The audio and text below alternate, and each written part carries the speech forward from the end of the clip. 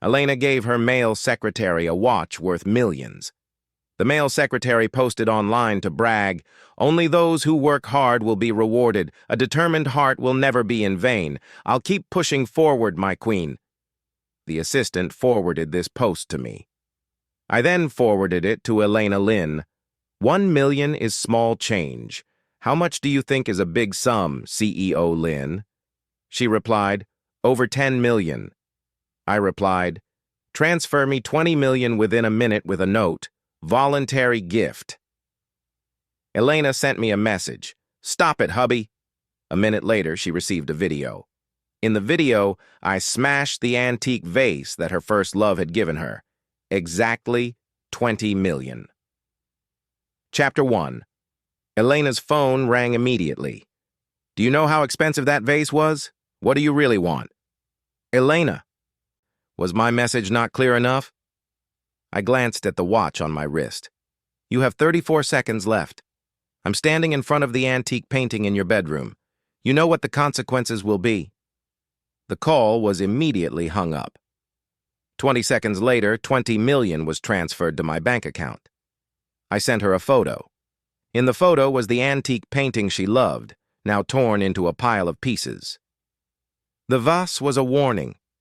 The painting is the punishment. "Elena, you're already married." This time, Elena didn't call back, not even a message. I knew she must be furious, but I didn't care. Marriage among the rich always comes with interests.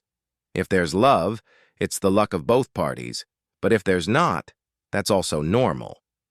The relationship between Elena and me had mixed feelings. We didn't dislike each other when we first met, but we couldn't say we liked each other either.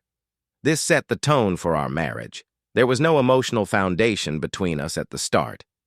After a grand wedding, we slept in separate rooms on our wedding night, even saying goodnight to each other before bed. It wasn't until almost half a year after the marriage that we finally came together, and even then, our faces were hidden by alcohol. The Lynn family is an old aristocratic family, highly cultured and follows many rules. This is why Elena Lynn developed such an aloof yet warm personality. My family, on the other hand, came from humble beginnings. My father made his fortune with his fists, bricks, and machetes, with no rules like the Lynn families. We took a direct, bold approach. So I don't believe in love at first sight. Elena and I clearly belong to the love grows over time category. I love Elena, and she loves me, but we're both very rational. We won't put our love for each other at the top, but we won't neglect it either. This time the pretty boy obviously touched a nerve. His shameless bragging caught my attention. I don't allow anyone to covet what's mine, not even a glance. But I also know that the more you suppress something, the more it will thrive. Just like Elena. That night, Elena sent me a message. "I have a social event tonight, won't be home for dinner." I didn't reply, focusing on my own work. At 8 o'clock that evening, my friend Sean sent me a photo. The background looked like a dinner gathering. Elena was sitting next to a pretty boy. The pretty boy was clearly well-dressed. His hair was shiny, like it had been licked by a cow's tongue, and he had that sunny, handsome look that Elena loved in short videos. "What's going on? Why did your wife bring such a pretty boy to the dinner? Is your backyard on fire?" At the same time, the assistant sent me a message. The male secretary posted again. "Attended a high-end dinner feeling like I'm getting closer to the ideal life thanks to the great mentor by my side."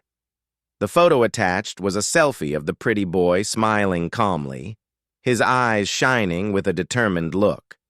Chapter 2. The watch on his wrist, worth millions, was incredibly eye-catching. Elena, who was more than happy to play the role of background support, glanced at his selfie with a barely noticeable smile on her lips, but her eyes betrayed her true feelings with a look of affection. I remembered the female secretary from before, who was fired on the spot by Elena just for replying to a work message during a business dinner. But now, not only did Elena tolerate this pretty boy's selfie, she even allowed herself to be in the picture using her CEO status to boost his worth. She knew full well that my friends were at that dinner. The reason she felt so fearless was because, during the day, I had smashed her antique vase with that $1 million watch and ripped up the expensive painting she had bought. She knew I would eventually find out that she brought another man to the dinner. She also knew that I would see the pretty boy's post, but she still went ahead and did it, indulging his overstep, all for the sake of revenge. Unfortunately, when it comes to revenge, Elena and her entire family would barely be a match for even a single finger of mine. I sent Elena a message. "Aren't you going to explain about the guy sitting next to you?" 5 minutes passed, and Elena didn't reply. I sent Sean a message. "Did my wife check her phone?" Sean replied instantly. "She looked at her phone but didn't respond." "Did you confront her?" I sent Elena another message. Reply, "I know you saw my message." This message, too, disappeared into silence. No response from Elena. "I'm giving you one last chance. If I don't see your reply in 10 seconds, the consequences will be on you." 10 seconds later, I sent her a photo. Elena replied immediately, "Alexia, what do you want?" At the same time, I received a message from Sean. "Shit, what did you send your wife?" Her face went completely pale. I've never seen her face that pale before. She looked like a ghost. I sent Sean a smirking emoji. "You're about to see a good show." The photo I sent to Elena was an old yellowed pink envelope, obviously something she had kept for many years. It was a love letter from Elena's first love when they were in high school. That boy had pushed her out of the way to save her, only to be hit and killed by a speeding construction truck. This letter was the last thing that boy left behind for her, and she treasured it more than her own life. I suddenly realized that this new secretary vaguely resembled her first love. It seemed that CEO Lin had taken up a little bit of substitute literature, treating this new secretary as a stand-in for her first love. Seeing that I hadn't replied, Elena sent another message. "Don't touch it!" Her message came with a sense of urgency and fear, the lack of punctuation showing just how nervous she was about that love letter. "Elena, call me." This time she obeyed, and the call came through immediately. Her voice was low.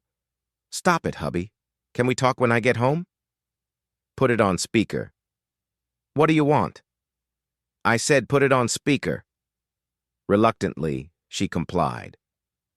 "I'm sorry to interrupt, but I heard that CEO Lin brought a new colleague to the dinner today, so I wanted to call and confirm." Elena's voice was filled with tension. "Hubby, it's not what you think. We're just a regular boss-employee relationship. Please don't misunderstand." "Really? What kind of CEO gives $1 million watch to their secretary?" "Elena, I don't care what kind of relationship you two have, but I want you to take the dish in front of you and throw it in his face right now. You can refuse, but the consequences will be on you." Chapter 3. That day, Fernando fled the dinner party with his face covered in soup. The whole evening, Sean kept texting me like crazy. "Bro, this show can't go to waste. I'll treat you to a meal next time." "Oh my God, your wife sure is ruthless. That soup was just served and still steaming." "Is this pretty boy part of your and your wife's little game? This is going to spread tomorrow. If I were him, I'd probably be thinking of ending it all." "Bro, can you teach me your ways of handling a wife?" I casually replied, "It's simple. If you don't care about her, you'll naturally have control over her." Sean's enthusiasm dropped noticeably. "Never mind, I can't do that." Of course he can't. He and his wife have been childhood sweethearts, and they've been inseparable since. After all these years, they still call each other dear baby in front of others, which drives everyone around them crazy. By the way, your wife looked really upset the whole night. She's not going to start a fight when she gets back, right? Fight? Do you think she'd dare? Sean sent a badass and went silent. Half an hour later, Elena stormed back in. She rushed into the bedroom, ripped the blanket off me, her eyes burning with fury. "Where are my things?" I propped my head on my arm, staring at her without saying a word. "Alexia, where are my things?" I kept staring at her, still silent. After a minute of tense silence, she gave in and collapsed onto the bed. I did what you asked. I've humiliated myself enough tonight. It's a miracle he didn't call the cops on me. What more do you want from me? Did I make you lose face? Don't you think you should explain yourself to me? An awkward silence followed, and Elena finally spoke up. He's just a college grad. There's really nothing between us. What do I need to say for you to believe me? Elena, it's not about what you say. It's about what you do. 1 million isn't a lot of money to you, but to an average family, they might never earn that in a lifetime. I don't believe you don't understand that. You casually gave a $1 million watch to another man today. What makes you think I wouldn't care? I just saw him beating himself up for messing up at work, so I comforted him by giving him the watch. I have no feelings for him, really.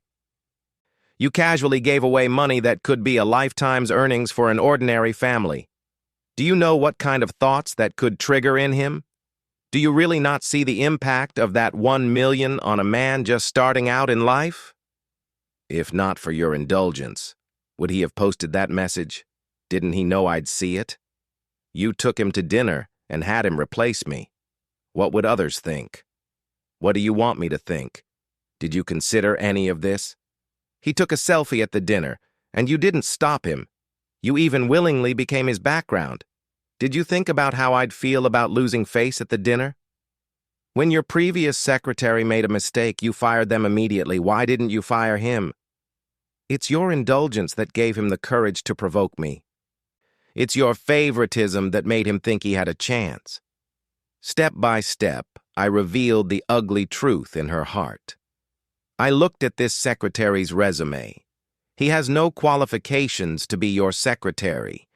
The reason you made him your secretary is because he looks like your first love, the one who saved your life. Elena, you're nostalgic. You're trying to find your emotional anchor in a substitute. You want to relive the time you spent with your late first love, don't you? Elena fell silent. Her whole demeanor seemed to deflate. Elena looked at me. She looked up, meeting my gaze, our eyes locked. I cupped her face, pressing a heavy kiss on her lips. I love you. Now tell me, do you love me? Her voice choked. I do. I took out the yellowed envelope from the drawer.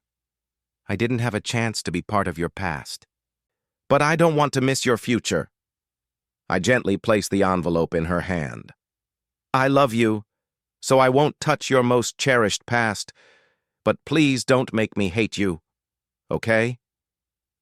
Elena's face began to redden slowly. She flipped over and pinned me down on the bed, biting my lips like a she-wolf. Elena clung tightly to my neck. I promise there will never be a next time. Chapter 4. Fernando became a joke at the company. Normally, all external receptions and business negotiations were scheduled by the assistant department. Whoever's turn it was would accompany Elena to various events and assist her. But ever since Fernando was promoted by Elena to be her secretary, that scheduling system disappeared, and Fernando monopolized the position. The next day, Fernando skipped work, and when the chief assistant presented his absenteeism report to Elena, she signed it without hesitation. This made everyone in the company realize that the pretty boy's days of enjoying himself were over. People in the company are sharp, and reading the room is a basic skill. Fernando was transferred from the assistant department and assigned to the reception desk to do menial tasks. When Elena was in the office, he wasn't even allowed to appear at the front desk. Along with his demotion came his reduced salary. The dramatic drop in income and status made everyone in the company start speculating about the reason behind it.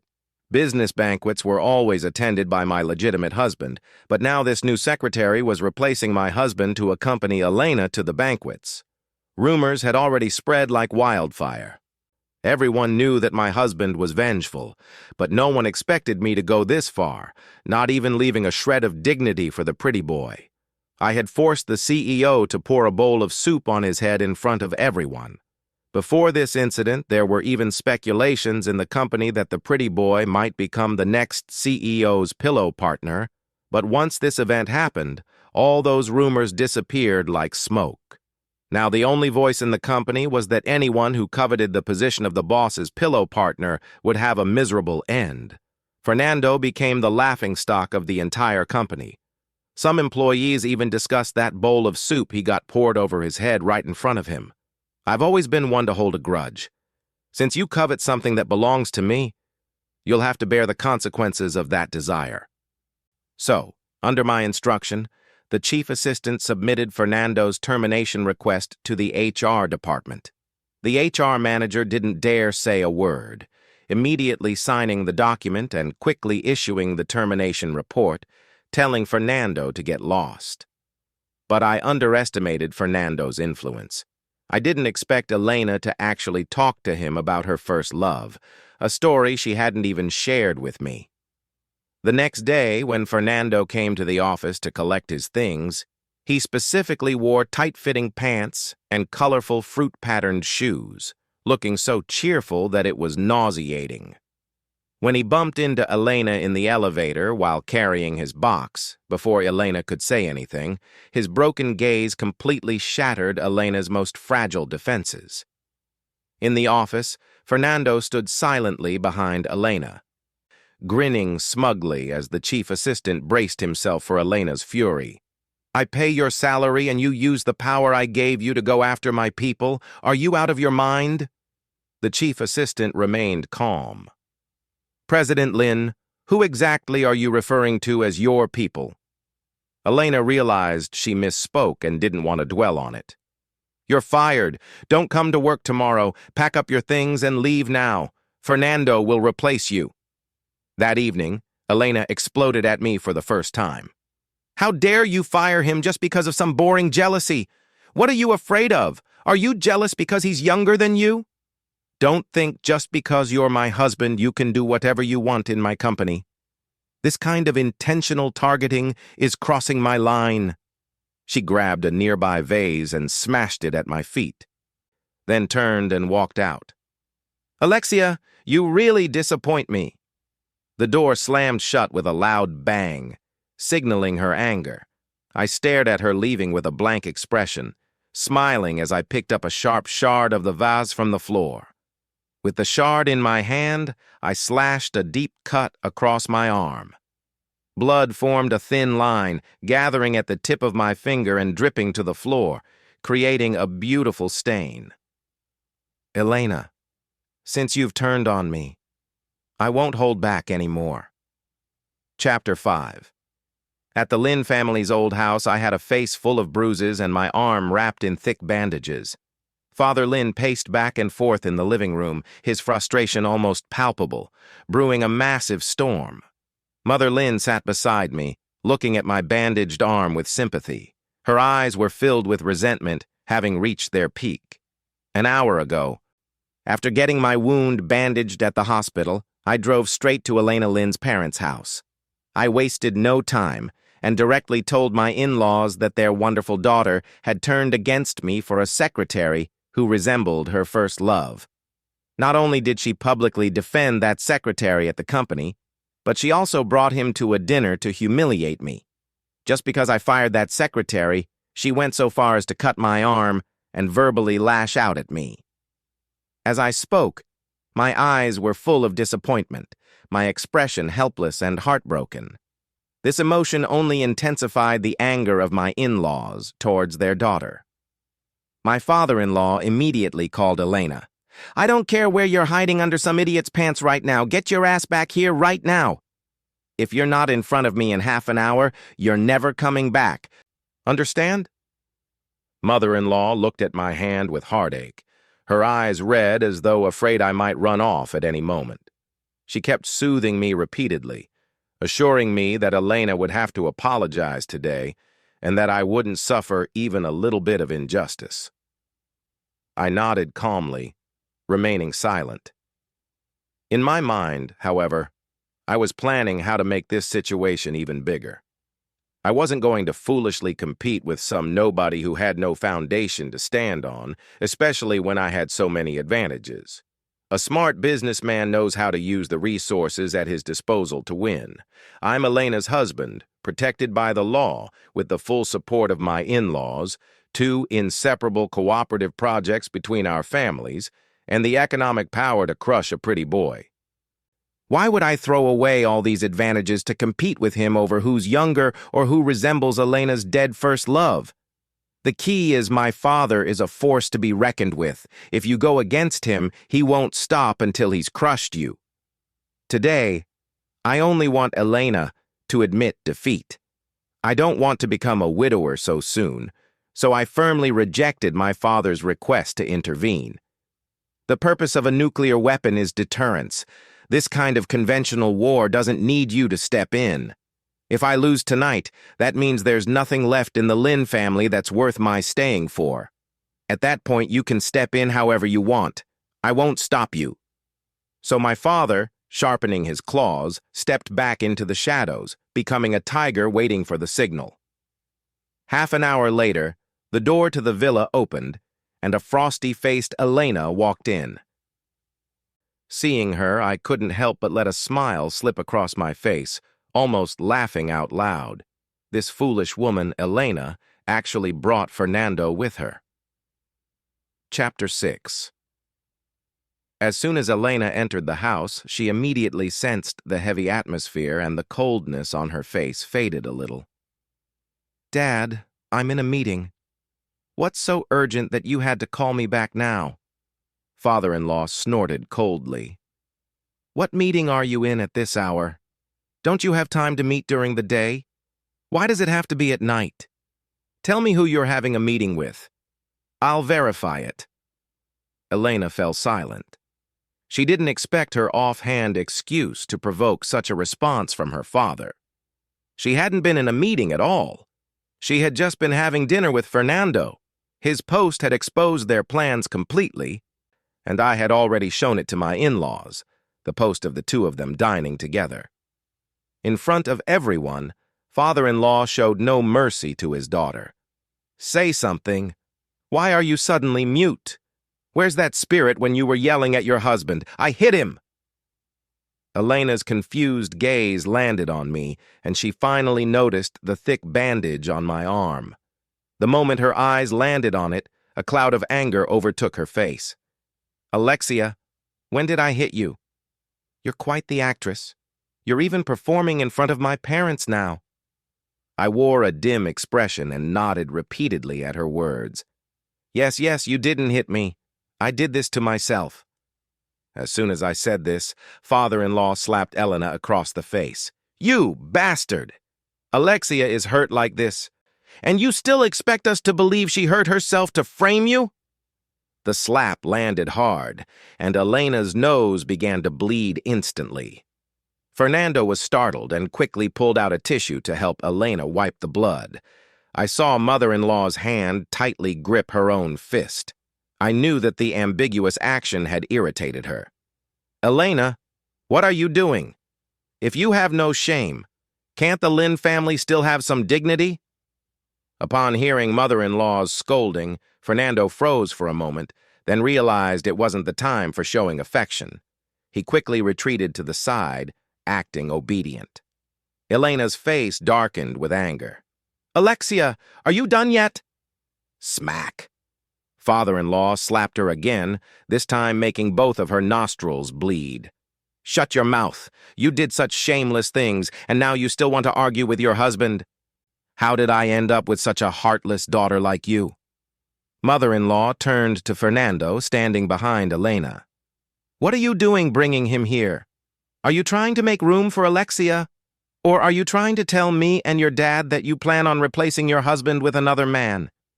Fernando looked innocent and waved his hands repeatedly. No, I'm just President Lin's secretary. Uncle, Aunt, please don't misunderstand." Ignoring the blood pouring from her nose, Elena stood protectively in front of Fernando. "What are you talking about? There's nothing between us. He's just my secretary. I haven't cheated." Mother-in-law grabbed the ashtray from the table and threw it at them. You had a candlelight dinner together and you think we're blind or stupid? The ashtray missed, but Fernando, standing behind Elena, let out a pained cry. Mother-in-law sneered. Oh, the pretty boy isn't bad at all, didn't even get hit and still knows how to act hurt. Afraid no woman would care about you, huh? Fernando's face turned pale as he realized he had overdone his performance. He quickly shrank back, trying to avoid further attention. Dad, Mom, I swear, Fernando and I are just in a professional relationship. I can guarantee I haven't cheated. We're innocent. Don't listen to Alexia's nonsense. She grabbed Fernando's hand. You don't believe your own daughter's words. You'd rather believe an outsider. Since you insist on thinking this way, I can't help you.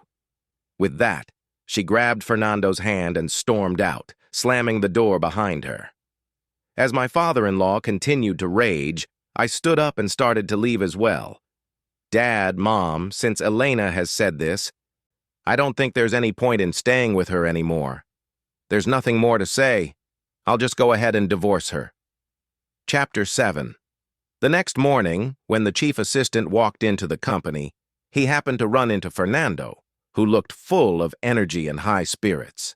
Upon seeing his former boss, Fernando raised an arrogant eyebrow. Hey, you've been fired. What are you doing back at the company? You offended President Lin. She won't give you a chance to return. As soon as he finished speaking, Fernando's expression changed, and he quickly stood at attention. Good morning, sir. I stood in front of him, looking down from above. He is now my fully authorized representative, the executive vice president of Mu Group. It's not your place, a mere secretary, to act all sarcastic here. Tell Elena to come to the meeting room in 15 minutes. Fernando's tone turned defiant.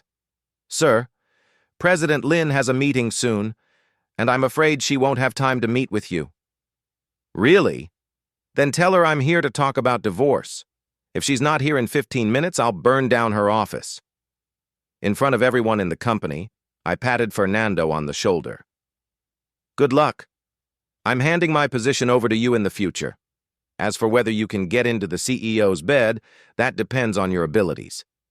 10 minutes later, when Elena walked into the meeting room with a cold face, I had already ordered the HR department to fire 2 employees who had publicly flattered Fernando. I wanted everyone to know that the chief assistant who offends Elena can have a better career at Mu Group, but anyone who offends me, Alexia, will only be shown the door. Alexia, causing a scene in the company in broad daylight. What exactly do you want?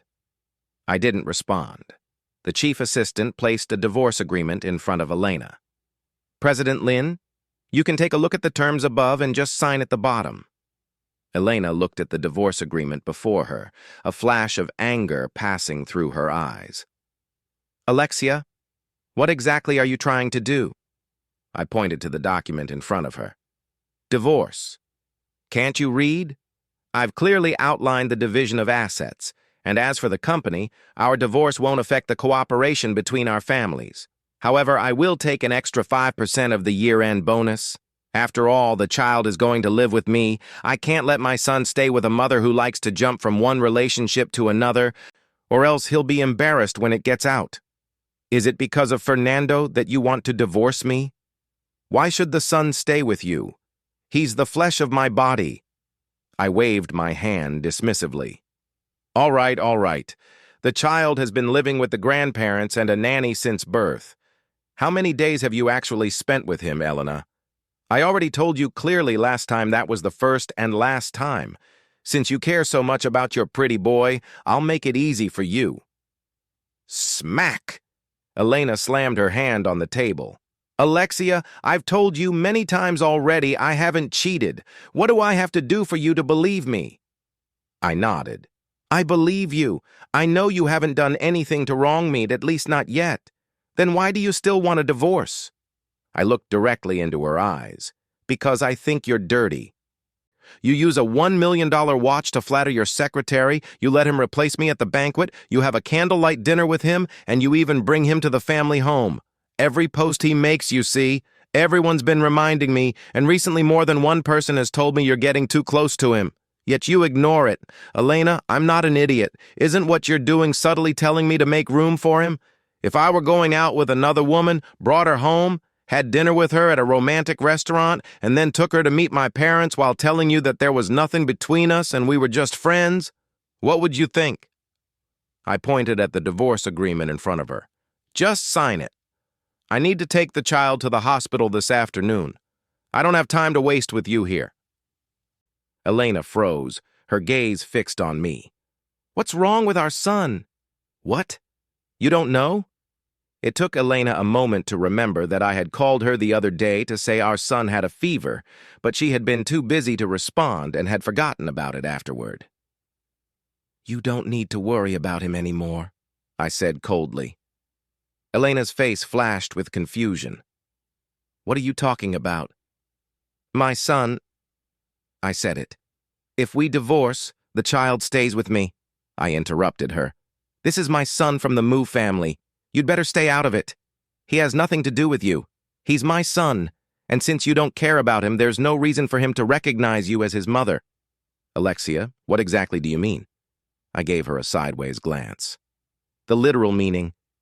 Elena, my son doesn't need a fickle mother. Nor does he need a mother who's always flirting with her secretary. You haven't cheated yet, but you've accepted his provocations, his feelings for you, and all his little actions behind the scenes. Today you're able to keep your boundaries, but who knows what'll happen in the future. I'm not willing to take that gamble. Elena, I don't dare to take that risk, and I don't want to. Instead of pulling out weeds when the vegetables are almost ripe, it's better to nip the problem in the bud. This child I will raise alone. He will only be my son, and he has nothing to do with you. If you want a child, go have one with someone else. You're not menopausal yet. I've told you already, you're dirty. I don't want you anymore. Elena, let's divorce. Chapter 8. In the end, Elena still didn't sign the divorce agreement. As I walked out of the company's door, Fernando chased after me. Sir, please wait. He stood in front of me, neither servile nor overbearing. Can we talk for a moment? We can talk here. I'm busy and don't have time for your pointless chatter. There was a shadow in his eyes. Sir, I think you misunderstood. There's really nothing between me and President Lin. Stop. I interrupted him directly. If you're just going to say this useless nonsense, I don't want to hear it. Fernando, everyone has their own intentions, but yours are all glaringly obvious. It's repulsive. You wear that damn watch every day, no matter what clothes you wear, using it as an accessory. You just want to constantly remind the people around you that in Elena's eyes, you're special, better than everyone else. Your posts about your daily work with her are a way of showing off how close you are to her and that you enjoy privileges others don't have. You know perfectly well that there are occasions where your presence isn't appropriate, but you still stubbornly stay. That's because you're testing how far her feelings for you have gone. If you didn't have these thoughts, you wouldn't be chatting so openly in the office break room with your so-called friends, talking about how to conquer a female boss. Fernando's face changed. How do you know all this? I sighed. Because I'm still her husband, and they're more than happy to tell me what they've heard, rather than keeping secrets for you. So what? Aren't you still going to divorce President Lin? Has she signed the divorce agreement yet? There was a flash of determination in Fernando's eyes. So what? She'll sign it sooner or later. Do you really think if I divorce her, you'll just take over? What can you do for her? Do you have the wealth to make a strong partnership with her? Do you have the connections to help her expand the market? Do you have a powerful background that can help her network? But I resemble her late first love. I can help her relive the good memories from the past. I couldn't help but laugh.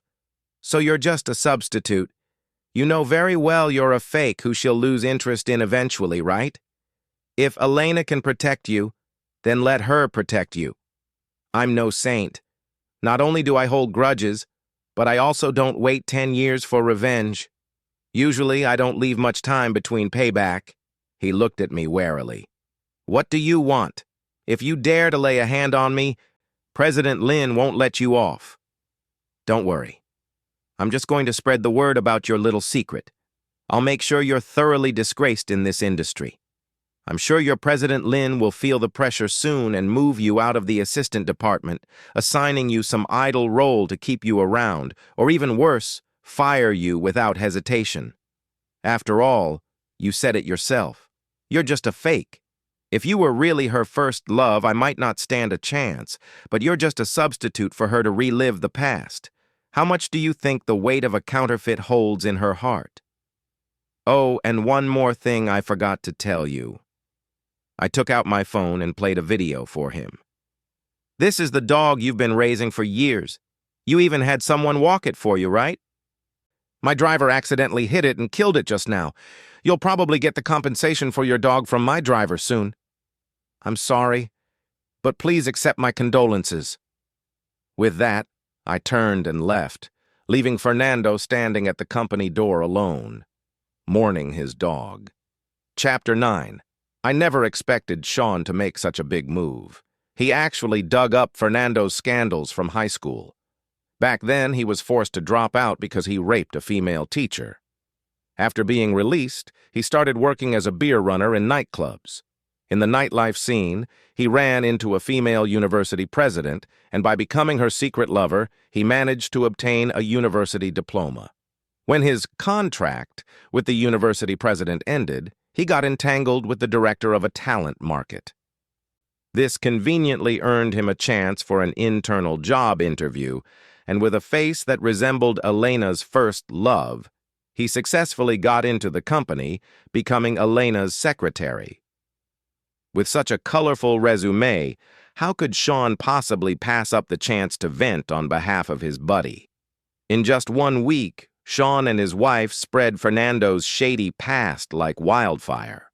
Practically everyone knew that the Lin family's precious daughter had assaulted her own husband for the sake of a pretty boy and even forced her husband into divorce. Father Lin and Mother Lin couldn't sit still any longer, especially after learning that I had already filed for divorce. They dragged Elena back to the family estate and subjected her to harsh family discipline. The very next morning, as soon as Fernando arrived at the company, he received a termination notice from the HR department. Fernando refused to accept this reality and demanded to see Elena, but she directly ordered security to throw him out. On top of that, she even took back the $1 million wristwatch from his hand. That same evening, Father Lin and Mother Lin brought Elena to my family's house to apologize and beg for my forgiveness, only to be harshly scolded by my father. Now you know you're wrong and come to apologize? What were you doing earlier? She's your daughter. Don't tell me, as her parents, you couldn't control her. Letting a worthless secretary trample all over my son, you really don't take the Mu family seriously, do you? If it had been her first love, the one who once saved her life, resurrected from the dead, maybe I could accept it. But you indulged a fake replacement strutting arrogantly before my son. Do you think our family is that easy to bully? I let my son support your company only because you had no male heir. Don't tell me you actually take my son as some live-in son-in-law. My son can send orders to your company, but he can just as easily pull them back. My grandson's surname is Mu, not Lin. He doesn't need your daughter desperately clinging on to be his mother. If my son wishes, he could give my grandson a new mother every single day. Father Lin and Mother Lin turned red as their secret calculations were exposed. But for the sake of their grandson and their company, they could only humble themselves and plead with me to forgive Elena one last time, to give the Lin family another chance. Unfortunately, when I gave her face before, she didn't want it. Now, I had no intention of giving her another chance. Elena pestered me for months, but when she saw I was determined, she finally agreed to the divorce and obediently signed the papers. On the day we went to the Civil Affairs Bureau to collect the divorce certificate, Sean told me about Fernando's latest situation. He had latched onto another rich woman in a different city, but this woman wasn't discreet enough. Her husband found out, and Fernando got both his legs broken by the furious husband. After that, Fernando completely disappeared. You see, A proper ex should be as good as dead. Chapter 10. In the blink of an eye, half a year had passed, and my son could already stand and walk. Although he started speaking quite late, the words Dad, Grandpa, and Grandma were crystal clear. When Elena's parents heard their grandson clumsily say maternal grandma and maternal grandpa, they were so moved that tears streamed down their faces. Seeing them reap this joy, my father forcibly drove Father Lin and Mother Lin out. Father Lin, desperate for a grandson, flew into a rage on the spot. Once he got home, he gave Elena such a beating that she nearly ended up hospitalized. After that, Elena and her parents would come to my house every few days. Even after countless times of being turned away, they persisted without complaint. I didn't reject the requests from the child's maternal grandparents to visit. After all, having more people care about my child wasn't necessarily a bad thing. Every time the little one called out, maternal grandma and maternal grandpa in his childish voice, the old couple would scold Elena harshly. And every time the child called out, Mom, Elena would break down on the spot. Because I had told my son, she isn't your mother, don't call her that. Elena begged me countless times to remarry her, insisting our son couldn't grow up without a mother, but I refused every single time. Don't worry, I said. In the future, I'll tell our son that his mother never cheated. She simply died. In relationships, forgiving someone once is essentially laying the foundation for endless hurts in the future. I'm not in the habit of placing my heart in someone else's hands, just like I told her before. That was the first time, and also the last. Now her belated apologies mean nothing to me.